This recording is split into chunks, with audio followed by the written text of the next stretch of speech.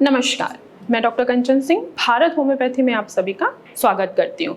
और आज के इस वीडियो में मैं आप सभी से बात करने वाली हूँ कि आखिर क्यों स्कैल्प सोरायसिस ठीक नहीं हो रहा है। तो चलिए वीडियो को स्टार्ट करते हैं और पूरी वीडियो ध्यान से देखिएगा कि आखिर मिस्टेक कहाँ पे होती है। आप सभी को पता है कि सोरायसिस क्या है। सोरायसिस एक ऑटोइम्यून डिसऑर्डर होता है। हमारे खुद का जो इम्यून सिस्टम है जब हमारे स्किन के सेल्स पे अटैक करता है तो यही स्किन के सेल जिनको 1 महीने में ग्रोथ होनी चाहिए वो 15-15 दिन पे क्या हो रहे हैं कि ग्रोथिंग होती चली जा रही है। अभी हमारी पूरी स्किन जो है, नई पुरानी जो स्किन है वो अभी शेडिंग हुई नहीं है और नई स्किन क्या हो रही है वो नीचे ही डिपॉजिट होने लगता है। जब नीचे डिपॉजिट होगा तो वहाँ पे इन्फ्लामेशन होगा और जहाँ इन्फ्लामेशन हुआ वहाँ पे क्या होगा कि आपकी स्किन ड्राई होने लगी, आपको इचिंग महसूस होगा, क्रैक होगा और फ्लैक्सेस बनने स्टार्ट हो जाते हैं। सेम ऐसे ही हमारा जब इम्यून सिस्टम डिस्टर्ब होता है तो हमें स्कैल्प सोरायसिस भी होता है।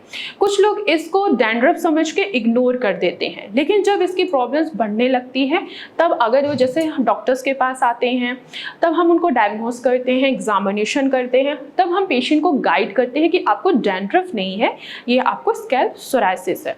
अब स्कैल्प सोरायसिस है तो सिम्टम्स क्या नजर आएंगे? तो सिम्टम्स ये होगा कि आपको इचिंग बहुत ज़्यादा होगी। जो आपके स्कैल्प पे जो कॉर्नर एरिया है ये आपके पीछे नेक पे भी हो सकता है, कानों के पास भी हो सकता है, फोरहेड पे भी हो सकता है, पूरे स्कैल्प पे भी हो सकता है।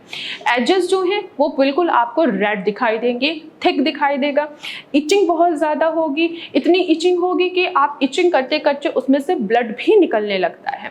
फ्लैक्सेस निकलेंगे। अब वो फ्लैक्सेस कैसे होते हैं? सिल्वर कलर के फ्लैक्सेस होते हैं। जाहिर सी बात है कि ये क्या है? सोरायसिस है। ये क्यों हो रहा है? क्योंकि आपका खुद का जो इम्यून सिस्टम है वो ट्रिगर हो रहा है, वो हाइपर एक्टिव हो रहा है और आपके सेल्स को ही क्या कर रहा है? वो डिस्ट्रॉय कर रहा है। तो ये होता है स्कैल्प सोरायसिस। आखिर क्यों ठीक नहीं हो रहा है? तो इसका जो सबसे पहला मेन कारण है वो है स्ट्रेस। हर किसी को स्ट्रेस है, लेकिन जिन पेशेंट को सोरायसिस है, स्कैल्प सोरायसिस है, उनका स्ट्रेस का लेवल बिल्कुल हाई हो जाता है। वो खुद को जब मिरर में देखते हैं तो उनको ऐसा लगता है कि मैं अच्छा नहीं दिख रहा हूँ। मेरे पास भी बहुत सारे पेशेंट हैं जो ओपीडी में आते हैं, डायरेक्ट यही कहते हैं कि मैम मेरा फेस खराब हो रहा है, मेरा स्कैल्प पे जो सोरायसिस हो रहा है वो मेरे फेस तक आ रहा है।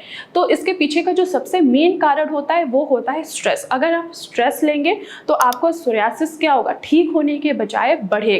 तो आपको स्ट्रेस नहीं लेना है, आपको मेडिटेशन करना है, योगा करना है, कुछ एक्सरसाइज करना है जिससे आपका स्ट्रेस का लेवल कम हो और आपका जो स्कैल्प सोरायसिस है वो धीरे धीरे क्योर हो। दूसरा जो पेशेंट मिस्टेक करते हैं वो होता है डाइट।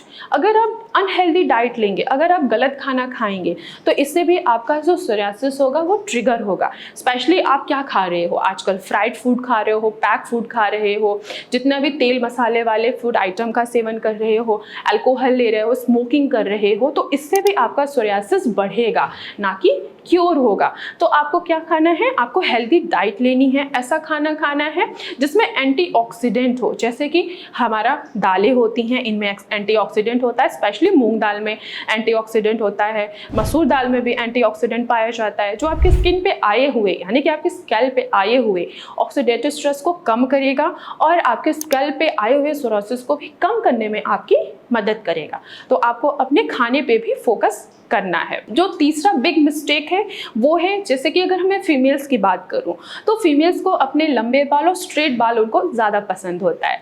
तो आजकल जिनके कर्ली हेयर है वो स्ट्रेट कराना चाहते हैं और जिनके स्ट्रेट हेयर है वो कर्ली कराना चाहते हैं। तो मैं उनको स्पेशली ये गाइड करूंगी कि आपके जैसे भी बाल हैं, चाहे वो स्ट्रेट हो चाहे वो कर्ली ही क्यों ना हो, उस पर किसी भी तरीके का केमिकल यूज़ ना करें। अगर आप केमिकल यूज़ करेंगे तो आपको अगर स्कैल्प सोरायसिस है तो आपका ट्रिगर हो सकता है, वो इंक्रीज हो सकता है, क्योंकि इनमें केमिकल्स होता है।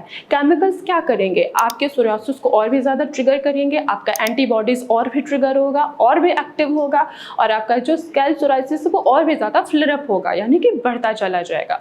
तो आप केमिकल फ्री रहिए। डाई बिल्कुल भी अपने बालों में ना लगाइए। चौथा मिस्टेक है जो आजकल हर पेशेंट कर रहा है, स्पेशली स्कैल्प सोरायसिस के, वो है मीठा। आप अपने खाने में मीठे की मात्रा को बिल्कुल भी ना के बराबर कर लीजिए। अगर आप मीठा खाना चाहते हैं तो आप कभी कभी गुड़ का सेवन कर सकते हैं। गुड़ में पोटेशियम होता है जो आपके ब्लड प्रेशर को भी मैनेज करेगा और साथ ही साथ आपके मेलानिन के पिगमेंटेशन को भी इंक्रीज करेगा। तो ये रही छोटी छोटी सी बातें जिनको पेशेंट इग्नोर करते हैं। अगर आप इग्नोर करेंगे तो आपका स्कैल्प सोराइसिस बढ़ेगा, ना कि क्योर होगा। तो मैं आशा करती हूँ कि आप लोगों को समझ में आया होगा कि आखिर स्कैल्प सोराइसिस क्यों बढ़ रहा है, क्यों ठीक नहीं हो रहा है विद मेडिकेशन। तो आज की वीडियो में बस इतना ही, फिर मैं मिलूंगी नेक्स्ट वीडियो में। तब तक के लिए धन्यवाद।